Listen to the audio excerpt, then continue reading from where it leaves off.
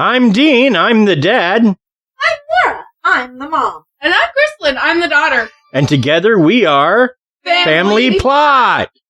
Yay, that was so nice. How is everybody today? I know your legs hurt, Krysta. I still don't know the full story on that. My legs? Yeah, why do they hurt so bad? So, newsflash, I just got back into PE, and my legs have been deteriorating over the past 3 months. So, as soon as I got into PE, I started working out more, and now my legs feel like they can't bend, and if they do, they feel like they're about to snap. Yeah, that's called exercise. That's the way that works. It's called they're building muscles up again right when I said, no. Well, that's what happens when you spend an entire summer laying around, so you just keep it up. That's healthy for you, and you probably should do it. And no, you should not. We have to do Russian twists. And you, my love, how are you today? I'm here. Well, you know, I would. I didn't kill anybody today. It was a good day. Well, you know, I would hope that you'd be more excited to be here with us, but you know, I take it. You work all day, so those days can be rough. They can. I do love my job, but there are some days that are more difficult than others, just like parenting or anything else. Well, there you go. So, let's dig into tonight's subject. Episode 109, by the way. So, Dig the grave, get to the zombies, you know. First and foremost, just if you'd like to support the show, there are a couple ways you can do that. Patreon, of course, where you can donate preset amounts. I think it's 1, 3, 5, and 10. 3 different groups you can make your donation towards. Team Podcast, Team Bunny, Team Spa Day. It's a monthly thing, but you can pause it if, you know, you're not going to make it 1 month or whatever. Or you can just go to Buy Me a Coffee and do a one-time donation. And those are, you just decide yourself. If you think we're worth a couple of bucks, then send us a couple of bucks, whatever. It all helps. It all goes to a good place.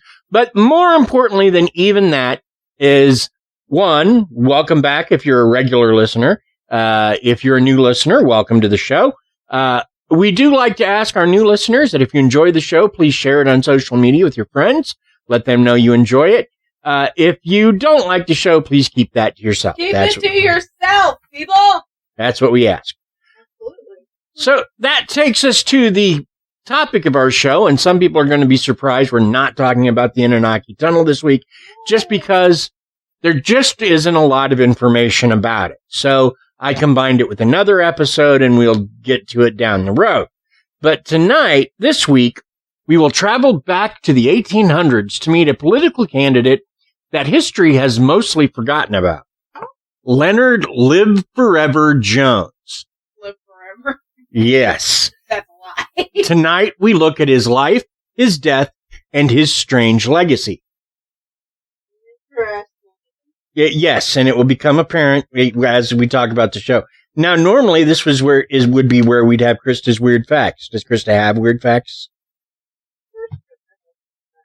Yay! The show without.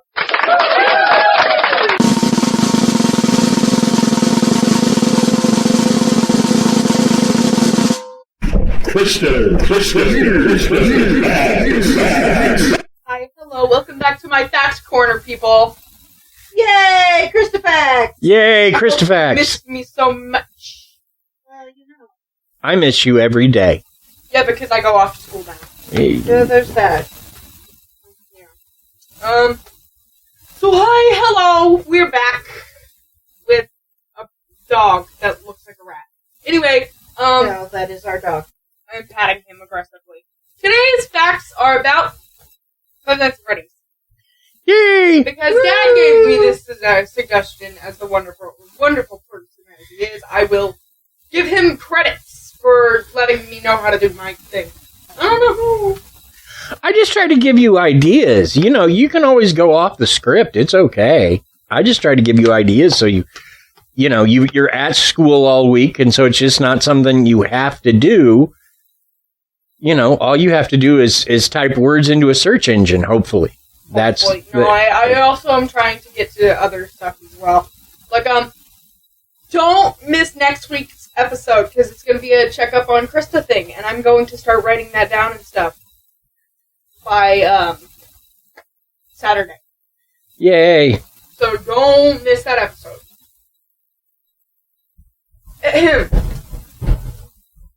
So, today's facts are from thegamer.com.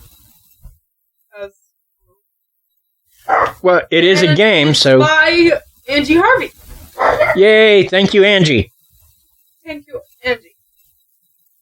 The initial trailer showed characters with different abilities.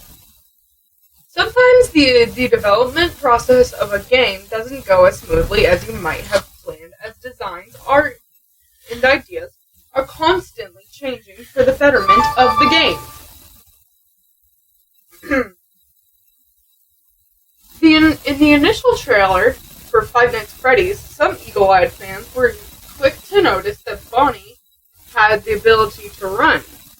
But as most of you would know, this was not a feature that was present in the final game. Instead, the ability was given to Foxy, and Bonnie was given the ability to teleport into any room along this path. Scott has yet to give another explanation as to why he decided to change their abilities.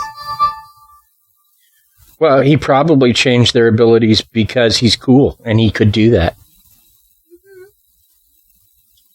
Given just how popular the series quickly became, it wouldn't come as a surprise if Scott had decided to change his initial ideas and designs for the sequels based on feedback that was given by the fans. Now, as a lot of Five Nights at Freddy's fans would know, he did retire being the main person of Five Nights at Freddy's, or main creator of Five Nights at Freddy's, and handed it off to another big brand. So I'm not necessarily sure. I think it's Steel Wolf. That sounds familiar. Now has created and is bettering the newest game. Bettering the newest game. I keep forgetting what it's called. Help Wanted? Is that the one? No. That's one of the older ones. Is it Sister Location? Sister Location was also. I'm so sorry.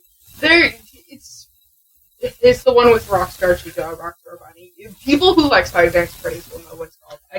My brain isn't working as well as I want it to right now. Well, you were at school all day, and that's supposed to task your brain a bit. So that's okay. We'll forgive you. And I also had to get good grades for my tests. I got advanced in both ELA and math. Thank you very much. Congratulations. That's my smart Krysta. Okay. Fact number... Oh, we're on fact number 2, aren't we? I thought we just finished fact number 2. No, we just finished fact number 1. Okay, then we're on fact number 2. I'm sorry, I got confused. No, I was explaining the newest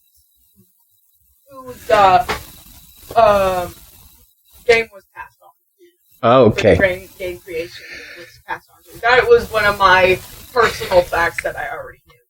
Gotcha. I was making sure you two understood the process. Sure. Sure, we'll go with that. Yep. Back to number 2. A Five Nights at Freddies film is currently in the works. Now, I don't know when this was. 2017, so it's probably past the works. And it's probably out. I don't know where it is. A lot of people, I don't know anyone that said anything about it. I don't think it ever came out. I think that they, unless I'm wrong, which some of you may know, some of you may not know, I don't know. I know that there was a trailer for it, and I know at the time I wanted to watch it, but since then I haven't really wanted to watch it. I actually, now that I'm doing facts about it, it's just like, that sounds cool, I want to watch it, but it might not have ever come out. I mean, if I'm wrong, please let me know. But, I don't think I am. I don't remember it ever coming out. I mean, it's 2022, you might think that they'd already be done with it. Like, I know stuff, like, but, yeah, it's just weird that it never came out over 2017. Nothing screams success more than having Hollywood knock at your door to gain the rights to turn your game into the next big film franchise. While news first broke out in the film adaptation in 2015, when it was revealed that Warner Bros. Had acquired the rights to the indie sensation. There has been radio silence since then. The only details that have ever surfaced about the projects are potential writers and producers. I think we can all agree that the video game movies are terrible. So when nothing had been heard, fans started to worry that the film would suffer the same fate of most movies and potentially never see the light of day. Doubts have been cast aside since Scott recently tweeted a photo revealing that the movie has changed to Blumhouse Productions, the company behind Purge and Paranormal Activity. So, I mean, they put out, like, messages about, who's gonna make their movie instead. And Blumhouse is a good company. It's a really good company. They Do you mind searching up if the movie was already made? Because I don't know. It wasn't. I don't think it was, but, like... It's certainly not Blumhouse. Blumhouse hasn't made it because you would not be able to go anywhere and not see it. Blumhouse does a great job of promoting their movies. Even the stuff... I mean, again, this was back in, like, 2015. Even the stuff that goes straight to Netflix, they promote the heck out of. Because, like, they're still doing Paranormal Activity movies, but they... Okay. This was done on January 17th of this year. Blum recently took to Twitter to clarify that Five Nights at Freddies movie is still happening, even if progress has been very slow, when one fan directly asked Blum how the movie was coming along. The producer responded, "It really is still coming," and that was on January 17th of this year. So they're still working on it. It hasn't come out yet, but when it does, I would like to watch it. Well, of course. Because I've heard that Blumhouse is a good creator, and I love Five Nights at Freddy's. So, number 3. Okay. That's kind of my goal in the podcast. Have you ever noticed that?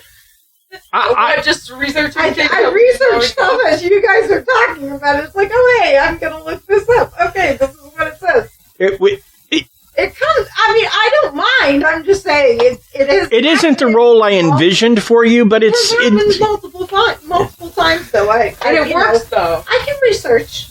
I mean, on the fly, I researched just a little. Fact number 3. The original games are set to release on consoles, and I believe that these are already out. So, and again, this is old, so let's not do this one. Well, I was going to say, we have one of the PS4 versions of Five Nights. I'm not sure which. Help Wanted is what I have. Yeah. And then I also have 2 versions of Five Nights at Freddies on Switch. Okay. I have Five Nights at Freddies 1 and 2 on the Switch. They're really not all that expensive. I don't know why people freak out whenever they see Five Nights at Freddies games. $5. Well, because the initial game was just an indie game. The only reason that the games took off like they did was because of people like Markiplier, because of people who went in and did, they really just made that game because there was nothing like it before, and everybody wanted to play it once they got into it. It was just something, and it was there's been several people who have talked about it, and Scott took a very, very simple platform and did something with it that no one had thought to do with it before. And that was one of the big reasons that everyone liked it. And then once so many people got their eyes on it, just the fact that it was this kind of open new realm that people hadn't thought to go to before, the internet took off with it. And those backstories, a lot of those backstories may have come together not even all from the game's creator itself. Some of it was just the community kind of put that lore behind it, and it almost created a life of itself, a life of its own, which we've talked about before on the podcast, that things can kind of do that sometimes and take on that life of their own. So, yeah. Sorry, anyway, go ahead. No, you're good. You're good. It's always nice for you to talk as well. But what I'm trying to say here is, if there are the things in the game and things that cause Scott coughing and other people have worked on, that state this literally is true. Some things, like, some things aren't true, but a lot of the things that the whole internet knows, are true. And have been backed up by Scott Coffin.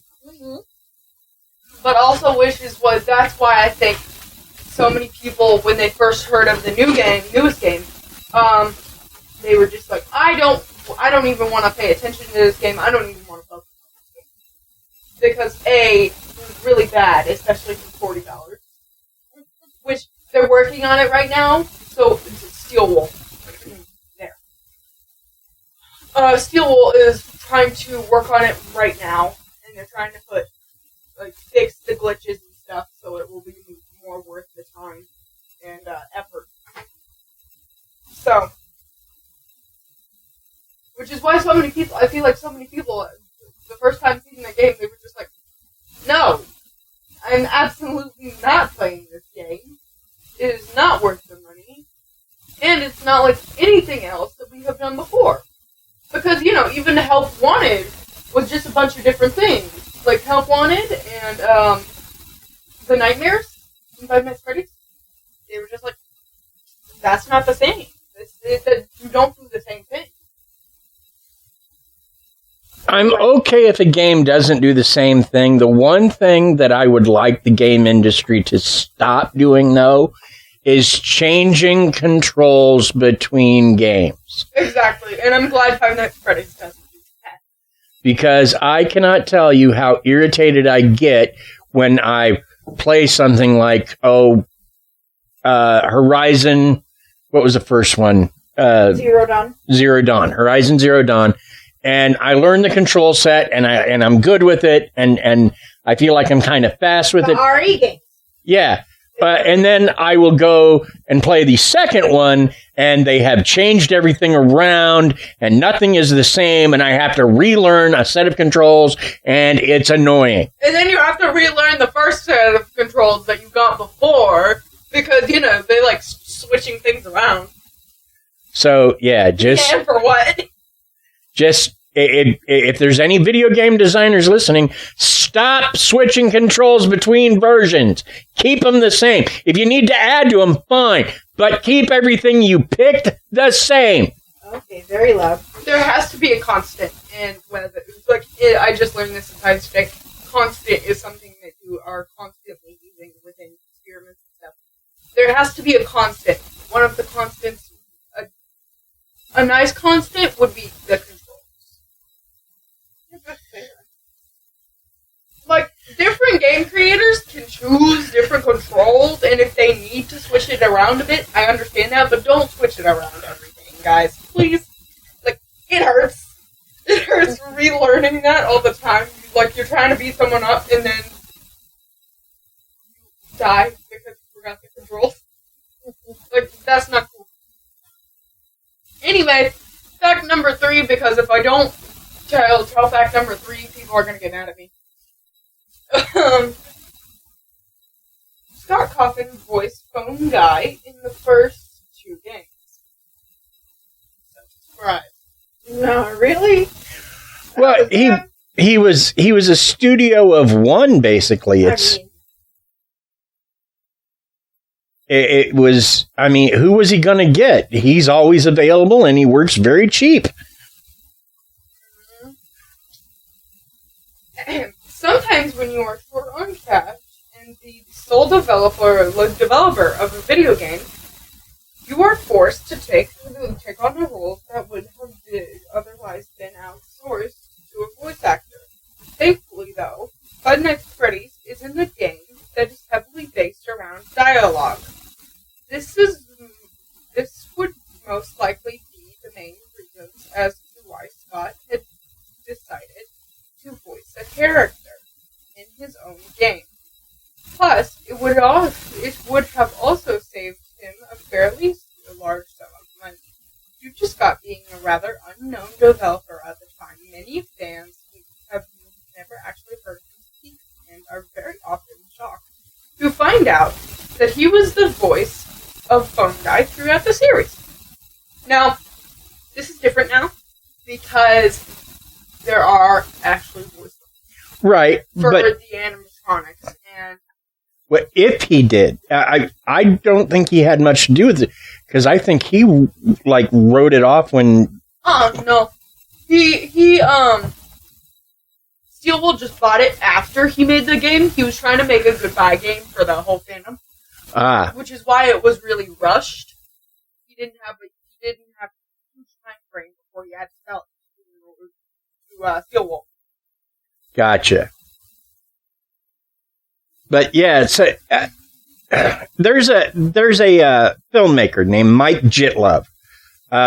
He actually made a movie, one of my favorite movies, called The Wizard of Speed and Time. It was made, I want to say, early 90s-ish, maybe. But it's a movie about Mike Jitlove trying to make a movie.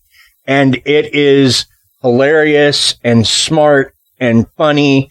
And it's such a good movie. But at one point, he is bringing in his sizzle reel, which is just a movie he's made to sort of show off how he does things.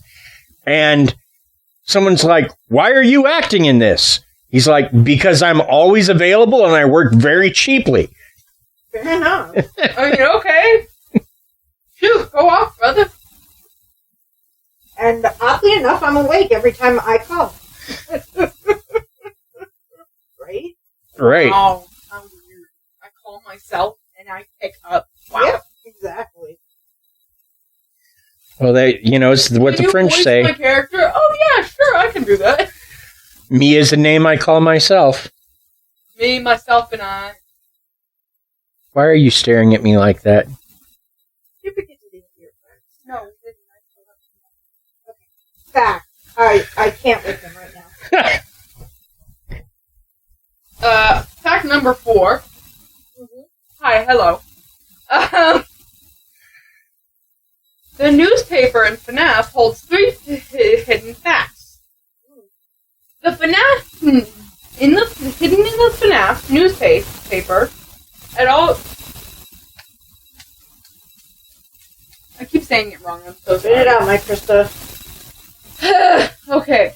Hidden in the newspaper at the end of Five Nights at Freddies 3 are all sorts of awesome facts about the popular horror franchise. While many players would have just focused on the central article about Fazbear's Fright burning down, many fans of the series made it their mission to decipher the text around the article that was only partially blurry. Yep. Sounds like something a bunch of video game fans would do. Absolutely. Yep. What, I can read it with a magnifying glass? Pause that stuff. Pause it. Once deciphered, fans were greeted with a number of awesome facts that detail Scott Cawthon's experience while developing the game. He even goes as far as explaining that he was almost at the point of giving up on game development completely and was ready to start looking for a new career to pursue. Another neat fact about this newspaper is that if the image is brightened, fans will notice that Springtrap is standing behind Freddy. Creepy, we know. Cool. Now, to Stinky Blue, who is in the room right now, she didn't think this game was scary. It's more based, for me, it's not how the animatronics look. It's the jump scares that spook me a little bit. It's like, whack, goes right at your face. I'm like, ugh. Yeah, I know people who don't like the game for that reason. They don't like jump scares, which, to be fair, Resident Evil is a lot about jump scares.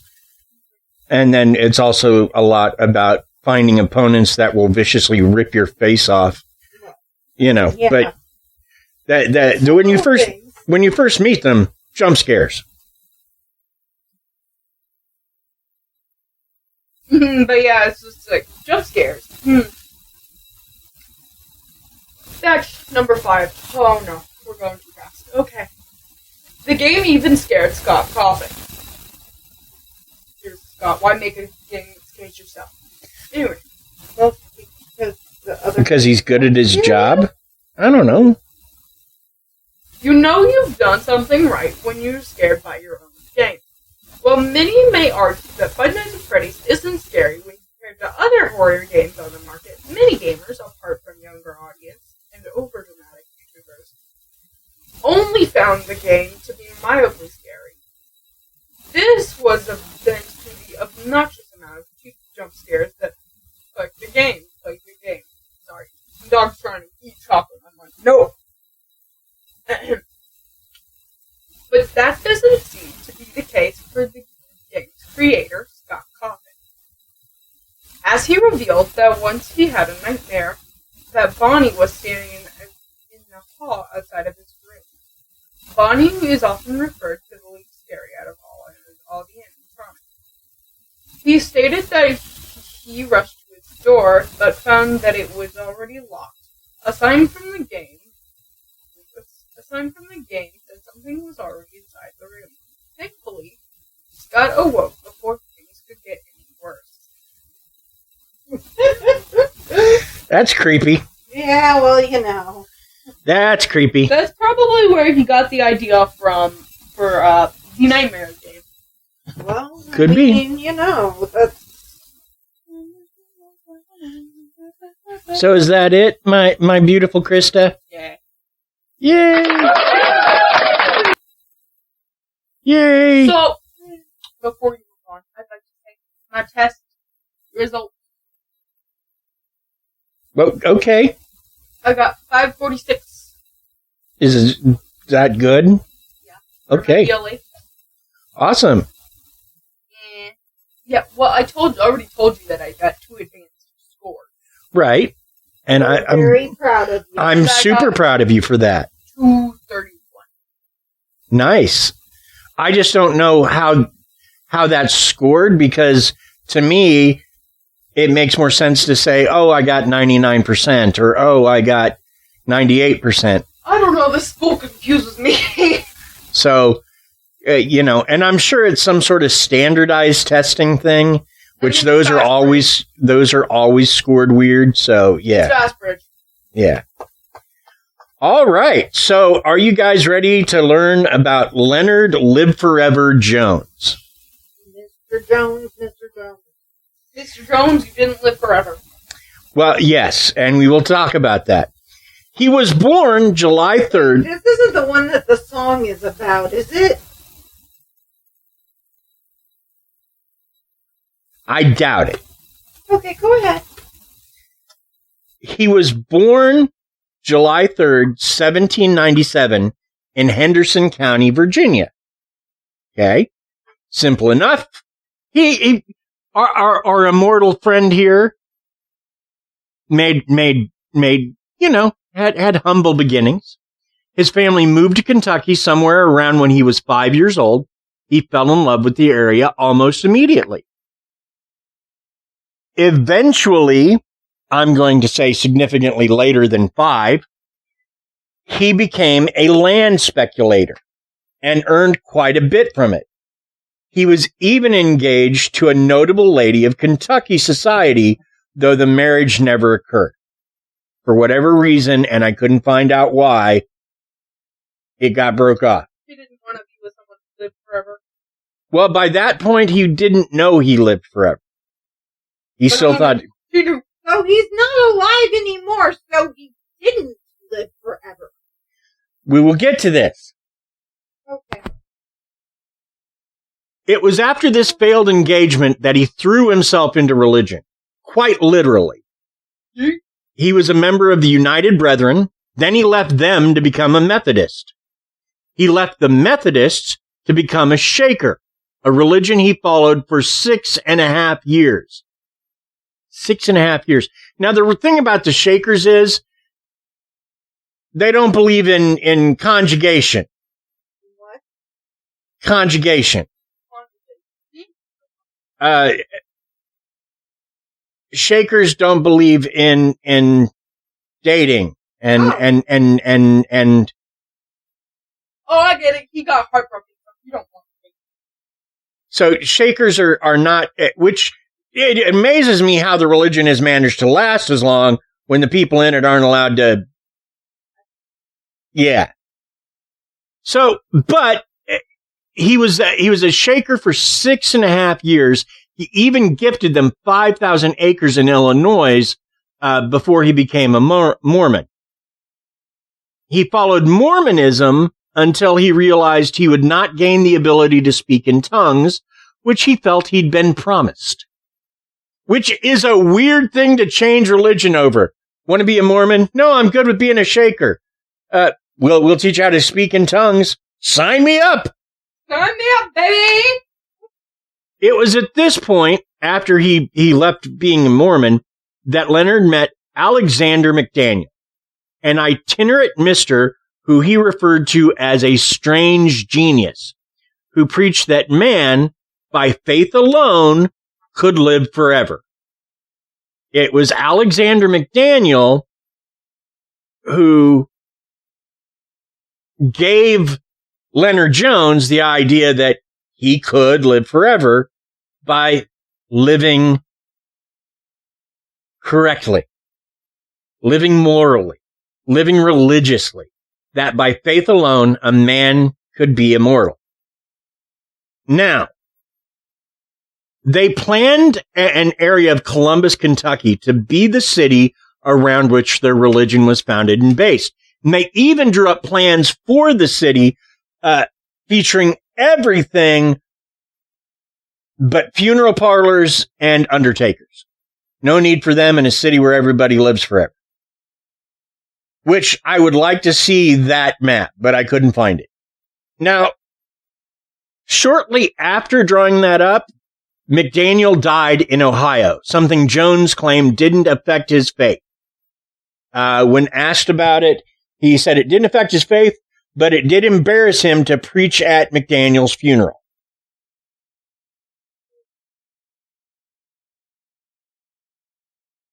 So, I'm not sure what that is, but all right. So, it was around this time that Leonard founded the High Moral Political Party. And when I say he founded it, he was the only ever member of it. The High Moral Political Party had no other members. Now, this was 1860s, right around there, that he did this. It was a lot easier to found a political party then than it is now. Literally, you just sort of said, this is my new political party. We're the Farinaists. We eat farina, or whatever you decided to name it. In his case, it was High Moral because he felt like he was highly moral. Now, as part of the High Moral Party, he went on to tell anybody who'd listen, and he actually became quite the regarded speaker, that he was immortal. He claimed that death is nothing but unbelief. Look him straight in the eye and he will slink away and cower like a whipped cur, which cur is another word for dog, if you hadn't heard it, Krista. I kind of assume with the context clues. I know, I just want to make sure you know what. So, and the important thing is, Jones fervently believed this. He believed that that living forever was possible if one followed doctrines of prayer, poverty, and fasting. He often referred to food as moral poison, and that illness was the result of moral failings that could only be cured by virtuous living. He believed in these tenets so much that he asked listeners and supporters to send prayers, not money. In fact, he often gave gifts he received to the poor. Once he was given a horse and all the accompaniments you'd need, right? He turned around and gave that horse and all the accompaniments to a barefoot beggar he ran into. He would often attend trials, calling out injustice when he believed he saw it, and drawing several sentences for contempt of court. Because you're not supposed to behave like that in court. As you can see, Leonard was a bit of a character. And those who knew him know at the time, he was beloved in Kentucky. I need to stress that. He was beloved in Kentucky. It's weird that almost nobody knows him today. It was around this time, the late 1840s, that Jones decided that he was going to start running for office. And let me tell you, he ran for every office he could think of. Multiple presidential elections, multiple congressional elections, even a run for governor. He didn't care, he was going to run. Which is weird because you'd think someone as popular as he was would run for something like dog catcher or school board or something. You know, just something small that you could win, and then you use that to build up to the next thing. And he'd never heard that theory. He was just going to do what he wanted. And so the first election, he faced Zachary Taylor, Zachary Taylor is the guy that won that election, but for some reason...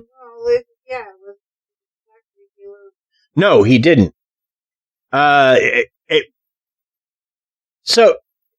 But the thing is that Jones' name was left off the ballot. So nobody voted for him. And then Taylor died in office, something Jones pointed to as proof of his moral superiority. How good? Okay. Because God wanted people to vote for Jones. This is the way. And so when they voted for Taylor, God killed him. That's sort of Jones' thought process. Wow. Okay then. I can tell who has ego. So He ran against Franklin Pierce. He lost. He ran against Buchanan. He lost.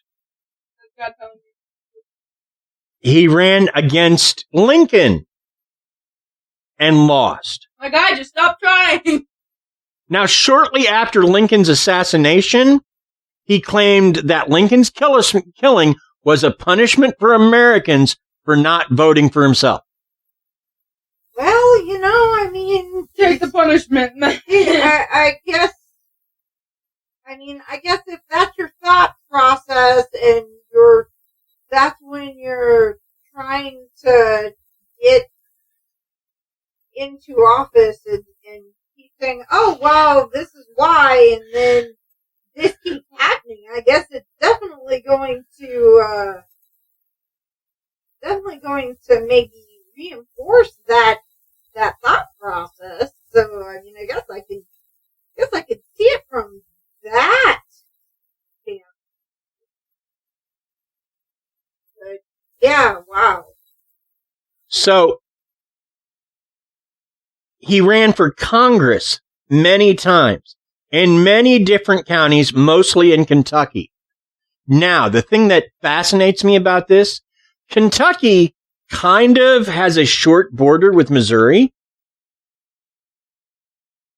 It's possible then that he ran for Congress in Missouri and didn't win.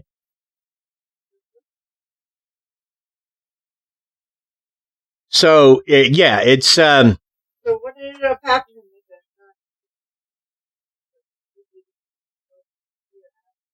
Well, he ran for governor and declared himself the moral winner after he lost. And I need to stress here, he received 0 votes. 0 votes. None. None? Like, I don't know if he couldn't vote because he was a candidate, and if that was a rule then, or if he didn't vote to prove his moral fiber or moral superiority, or if he voted for the other guy out of a sense of fair. No votes. 0. None.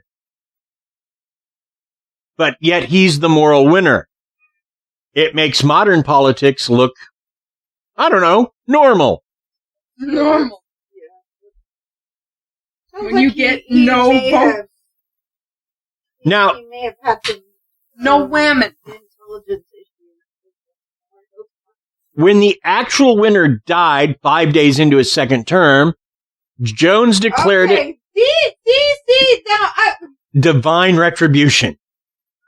okay, see that again happens again. That it's like it's reinforcing his craziness. So I can kind of like when you're feeding it when the universe is feeding into that kind of crazy. You're like, well, you know. I mean, is this not that I forever? agree with his reasonings behind it, but I can kind of see where he would get that if you were, if you were looking for a reason to say, hey, yeah, it should have been me. So it should have been me. Wow. Well, okay, I'm going to pause here. One, we're going to need to take a break for the sponsors. Well, yeah. But before we get to that, I do want to say the reason that I did this is I was originally looking for a couple of people that claim to be immortal or others have claimed to be immortal. Now, they mentioned one individual on Astonishing Legends that they did an episode about. In fact, they might have done 2. Kevin Spacey was on that, in fact. And then Mysteries at the Museum had another guy that was supposed to be immortal. So I was trying to find those guys, and I found this guy. And then the more I read about him, the more I fell in love with him, because he is absolutely a nutbag. But That shit crazy, if you will. You have a man crush on a himbo?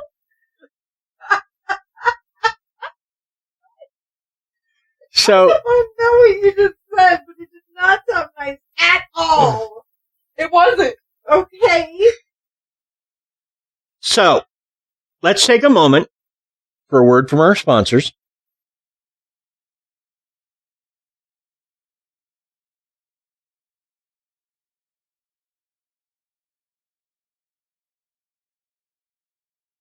Honey, how do you feel? Well, right now a little confused, but also sponsored. There you go. Well, and some of this, though, you have to put down to Jones' belief. He unquestioningly believed the things he said. Although you'd think after you run and you don't win, like, didn't Pat Boone run because God told him to, or Pat Robertson run for president once because God told him to, and he lost, was landslide beaten? Sure, sounds plausible. I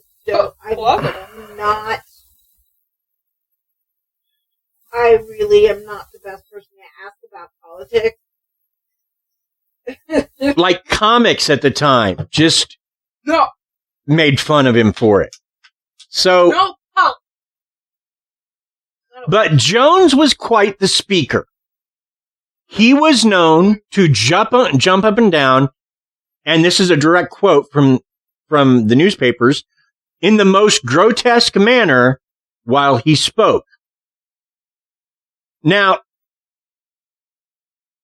I searched up these jumps he made while he spoke.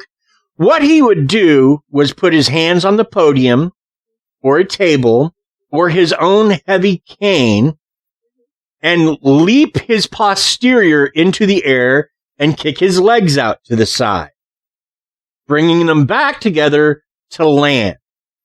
This is what they described as a grotesque manner. It was also described by some papers as frog leaps. So he was doing jumping jacks. Well, his hands were... No, he's doing frog leaps. He's doing the squat, then he's jumping. And mind you, he's speaking while he does this. Sometimes he also pounded the podium with his own sturdy cane. And the thing is, that cane was heavy. And so he would pound that podium furiously, sometimes drowning out the sound of his own voice. But he was always attended by lots of people listening. And like anybody in the political scene, loved this man. And we're happy to fill out anything he handed him because he wanted to run for this, that, or the other. So... Well, but they must not loved him too much because he ran for governor and not a person voted for him. Well, there's loving somebody and thinking they're a good leader. Yeah.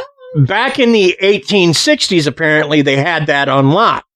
Here in the in the early 2000s, we don't seem to get that at all. There's lots of people I love. I ain't voting for them. Yeah. I'm not sure what to do with today's topic. Today's topic is about someone dumb. See, I don't think he's dumb. I absolutely wouldn't know. I don't think he's dumb. I just...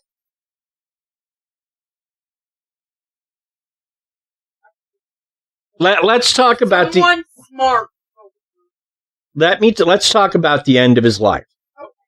He eventually caught pneumonia, right?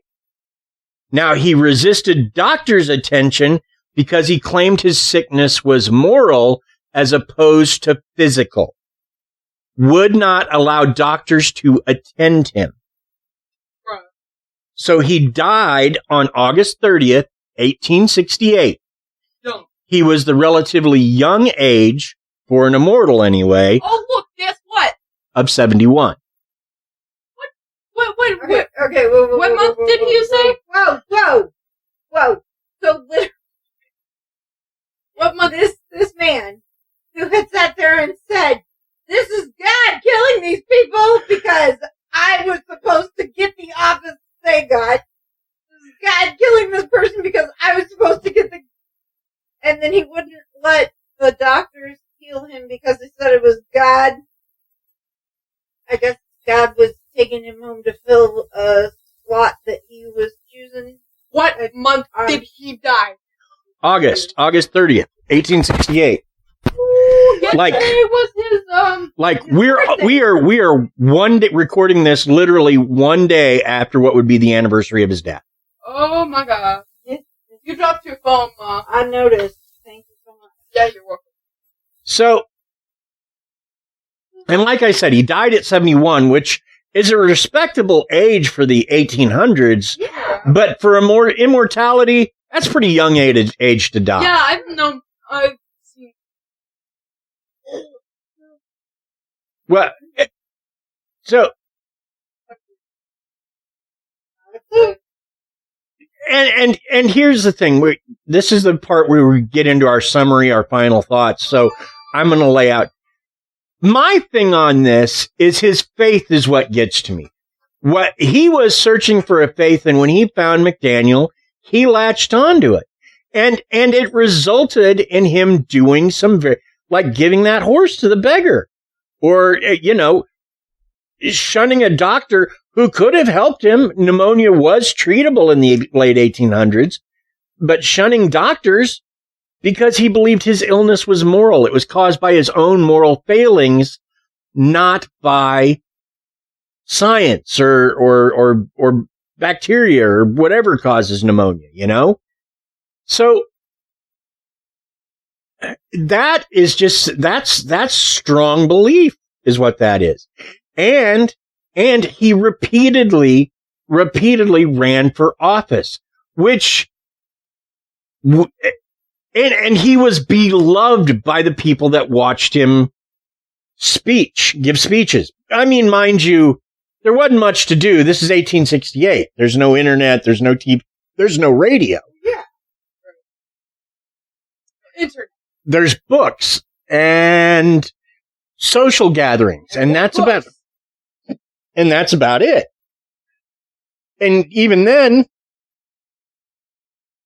a lot of people just read the Bible. So there just wasn't a whole lot of options. So going to see a political speech at the time was something to do, and people loved to do it. And they clapped at all his points and they cheered him on. But no, they didn't usually vote for him. Or if they did, they certainly didn't vote for him in numbers to get him into any office. So, but it does give me an idea. We need to bring this back. This ability to run for office just easily. And I think I have a way to do it. Today, this is really weird, but today I was thinking about what changes I would make if I were president. And I didn't even know the case of the episode, so I think because she doesn't read the notes any better than I do. I just come up with whatever I want to say when I say it, and that is my truth.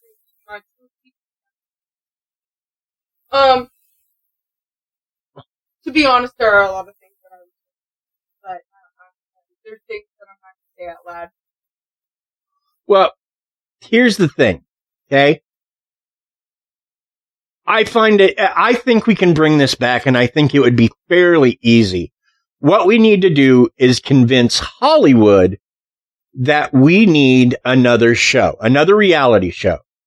Not the Masked Singer, not the Masked Dancer. No, we need ordinary people that want to be president to go on a talent-style show and compete for our attention. Because if you want to add a third party in this country, there's no faster way to do it. Just get one hot performer, someone who is a good comic or a ventriloquist or something. Hi, I want to be a president, and here's my dummy. I'm going to vote for you. That is the single worst idea you have ever had, my dear. No. Hollywood, don't take anything from that. I know you will. I think it would be great. I think it's the only way we bring candidates like Leonard Live Forever Jones back. And we need them. We need them because then we could have candidates we could take seriously, and we'd know these were people that we didn't have to. We don't take these things seriously. The state don't take But look, I mean, Mark Alford is running for a seat of Congress. Mark Alford, who wasn't a good TV presenter, thinks he'll be good in Congress. Come on now. Okay, there's a difference between TV shows and actual. But yeah, you want to give people who go on. No, I don't want to give them the presidency. They just get, to run. Like they get to be on the debate with the real guys. That would be so much funny. That would be so funny because, it would be because you've got the main guys or the main girls on stage talking their points. And then you've got one weird guy that won a show using his dummy or singing songs to answer. How much time do I get? I got a 3-minute song. Boom. He launches in. People would watch politics and don't care about politics. I'm just saying. Bro, this ain't theory.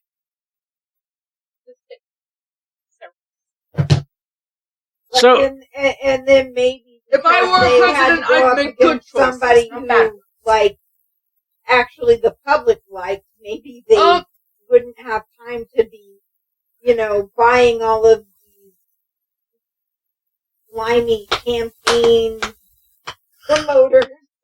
Right. You just need. Wait, I'm seeing some valid points here. And see that. Here's the thing. This is why I covered this. One, it's history, and it's not well-known history, and that's our bailiwick. That's something we do.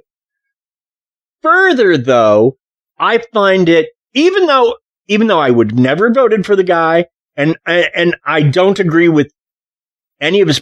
I find the fact that he lived his faith so strongly to be kind of unique and kind of noteworthy. Now, true, he believed something totally crazy, and because he believed it, he was a nice person to a lot of people, which brings me up the Patton Oswalt quote, please never stop believing in something that's completely ridiculous. Which, yes, is it? Yes, absolutely, completely ridiculous that you can live forever based on faith, fasting, and, the two guys that founded the idea are both dead. I don't think this works. Exactly. But I'm fascinated. And I think it's amazing that there was a point in American life when basically a nobody could just go, I'm running for president and this is my party. And people went, okay, fill out your forms. I think that a lot of the reason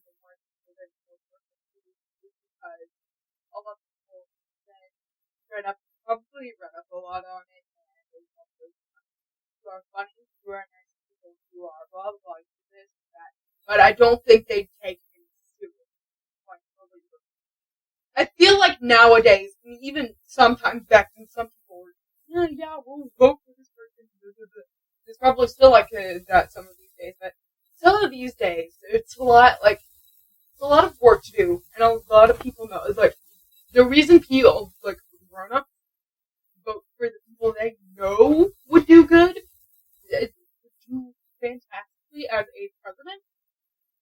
They know who they want to go for, and they do it for specific reasons. And I feel like the reason why I feel like a big thing to be a president would be definitely most honestly be sometimes their personality. They can be a little bit funny and they can stuff. But I feel like a lot of that has to come with smarts and, good decisions. They can't just have some rando walking up to the president, to the whole big board of presidents and going, I want to do this. And, that random person they don't know anything about, they haven't ever seen anything done. And they don't know if they'll take their own country seriously. I mean, who would want to go would you want to go for a random person who is just up there? No. And like I said, I wouldn't have voted for the guy. But I just find his faith, the fact that he was unshakable in his faith, amazing to me. Yeah. Especially considering how many times he changed his faith. Yeah, I understand that, and it's good to be interested in those kind of people. I just don't think that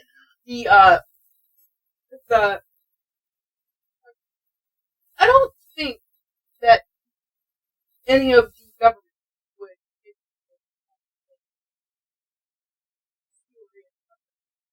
No. And I think that it's better to be known as a good person than a bad president. So he did the right thing in trying to change it multiple times, and I'm glad he's a great person. I'm glad he's kind of funky and he does his own thing. But in the long run, I don't think he's the best president. Oh, I think he'd be bat-S as president. Just crazy, crazy, crazy. You do not want, in my opinion, you do not want someone who's strongly directed by God or the devil or any outside force as president, because they're not making decisions based on the populace. They're making decisions based on what the Almighty wants or what their deity wants. And that may not have anything to do with what the people need. Hun, your final thoughts? I think I said all what Mom was Yeah, wow. Sorry, I take a lot of space. Oh, you're fine. I mean, my mother used to say that there are a couple of things that you can talk about with people figuring everything out. Politics. Mm-hmm. And so it's not something that I ever feel really confident talking about what my personal beliefs are, what my beliefs for the system at large are. I tend to allow people to have their beliefs and keep my beliefs close to the vest for the most part. I think that we need change. I think that morals and religion and faith have their place in the world and in the governments, but I think when you take anything to the extreme and start placing your faith into what you expect everyone else to abide by and hanging your faith on what's going on in the entire rest of the world and not respecting other people's faith, that's concerning to me. And again, I'm not talking about what my faith is, what I believe true, but so he had a strong faith that there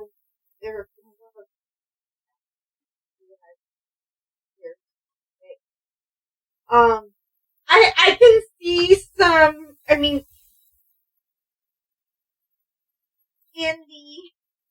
in the idea of, in an amusing idea, I can see points of what you're saying to where it could almost work to have that in the society that we're in.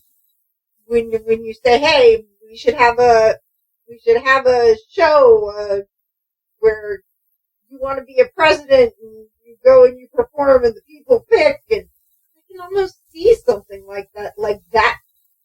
Is that something that we need to move towards? Think of how many hundreds of thousands of people call in and vote for Dancing with the Stars, or call in and go online and vote for America's Got Talent and, Britain's Got Talent and everything else. So, you almost wonder if that's not where we need to go to start getting more of an actual vote of the people of who we need in our offices now?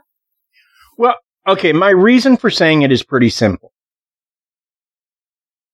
I don't want to name names because I'm not going to drag anybody's politics through the mud. That's not why we do this show. Right, exactly. And like I said, yeah.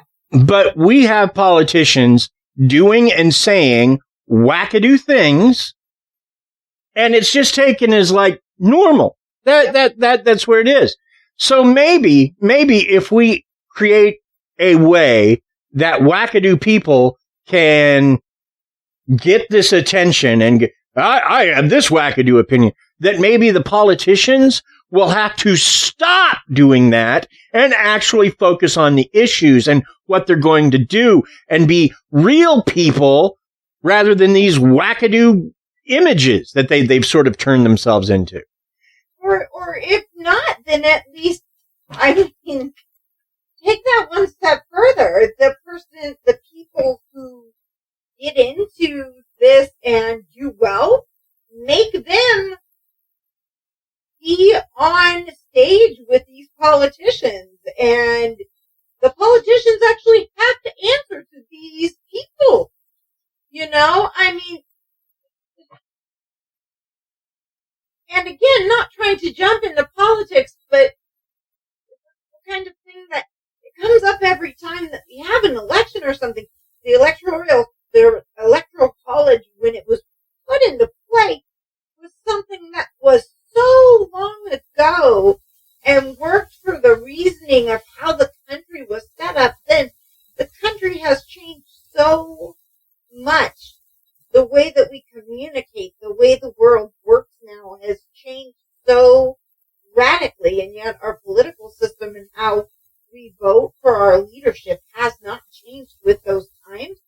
That's a little concerning, I think. So, I mean, and I think if anything, if all of the insanity that has taken place in the last 2 decades, since 9/11, since everything that has happened with the internet age, with social media, with all of the terrible and wonderful, with COVID and all of the hundreds of thousands of people who have died around the world, so much has happened in 20 years. It's kind of funny that we talk about somebody who says that you would live forever. Right. And how far have we come? But we haven't changed how we do things. And we need to. And that's we a big really part. are basically in the same. It's very similar how we vote Right. now to how we voted then. Right. We've just sort of thrown electronic media into the mix and just whatever. But the voting process itself has not changed. Right. And so that's where it is. And again, I did not do this to get political. No, of course not. And like I said, I'm not trying to either. I don't think I said no specific thing that is political. I'm just kind of pointing out how wild is it that we think, oh, it was so different back then, but then you think about it and you think, well, I mean, materials that voting stalls are made of. We've changed the materials that we use to cast those ballots, but the count's still the same. Right. We've even changed how politicians do it, because it used to be stump speeches that, Lincoln, I want to say, campaigned from the back of a train car. So we've changed that portion of it by throwing in electronic media, but really there's not much else that they've changed, really. Exactly. And we may be overdue to overhaul our political system. Absolutely. And we absolutely need to change the way we treat people as well, and get and see that's treat other people as well. And I agree with that, because I think that they're even some people just don't give presidents chances. Even no matter what, no matter whether I agree with anyone's politics or anything else, I think at the end of the day, the world's going to be a better place if we go back to start. Oh, I'm with you there 100%. I think that one person being nice to someone, they may have not talked to before and just haven't gotten to know that well, would change the life of other people. And it's absolutely absolutely freaking terrible when people go on from thinking something bad about someone to completely ruining somebody else's life. We jump down rabbit holes on the show. We do. Welcome to the show. If you're new, hi, hello, I'm here. But we're supposed to. That's the whole thing.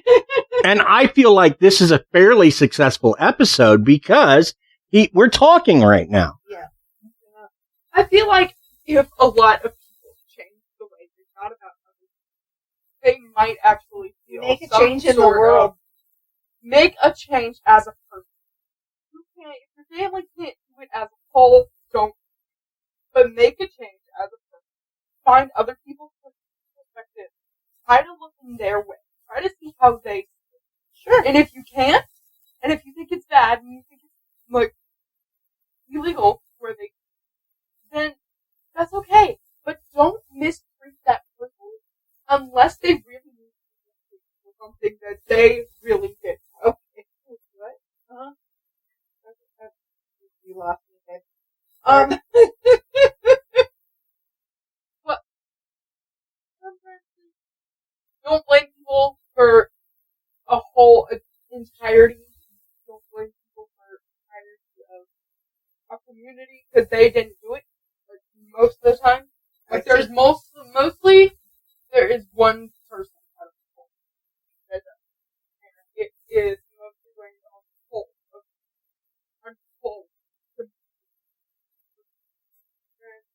People don't deserve to be mistreated just because they say. Let's take responsibility for our own actions and not pigeonhole a whole group for the scapegoat.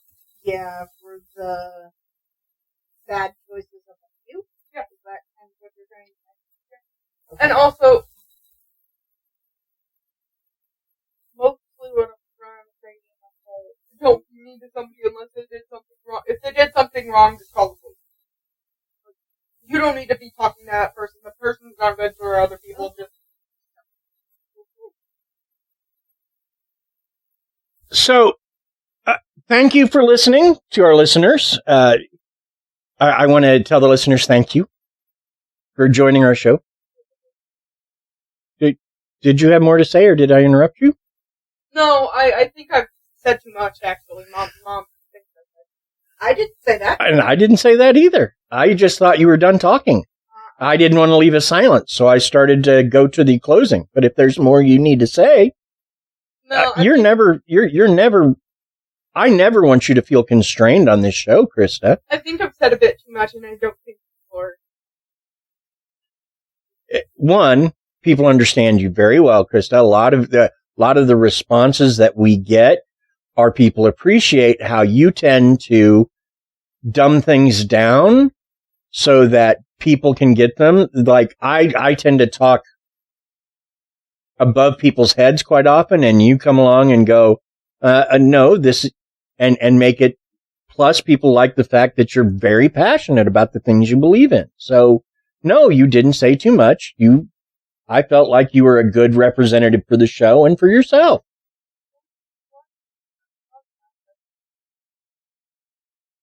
And I'm proud of you. But yeah, you can move on. I've said what I want.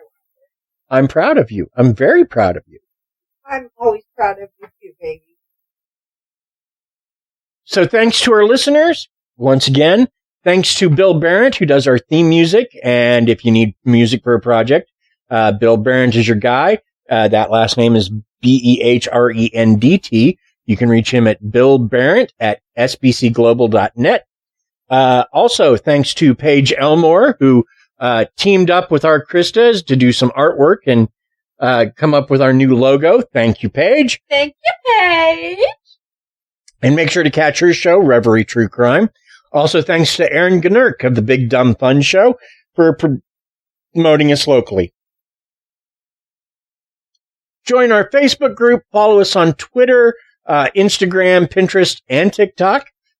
Join us next week as we return to the modern-day city of L.A. and we discuss the Hotel Cecil. Cecil. Bye. Bye. Bye.